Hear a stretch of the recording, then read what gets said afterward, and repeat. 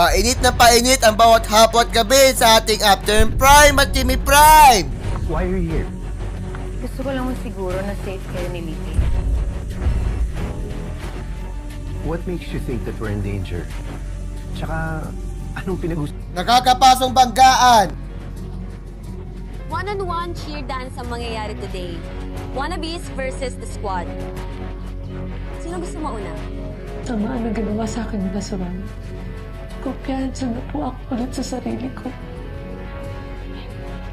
Maraming salamat, Miss Mia. Sumisiklab ang tensyon. Anak, kapit anak. Hindi ka pwedeng mawala, anak. Wala nang natira sa akin. Ako ng malaking pera para sa transplant, parang gumaling siya.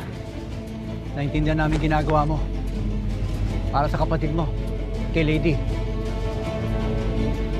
Pero, pasabugin ko yung baho mo. Na ikaw ang nag-frame up sa asawa mo. Sa isang krimen, ikaw mismo gumawa. Siguraduhin makakaalam na ang mga relasyon sa Jimmy Heart of Asia. Ibahin ang saya sa pananghalian, sikat ka sa It's Showtime. Napaka-espesyal sa revelasyon o sabing bayan sa Fast Talk with Mia Bunda. Ulats ka sa survey na mapabida mo sa Family Feud. Makipag-iikot ka sa bahay ni Kuya para sa mga house guests na totoong buhay sa PBB Collab.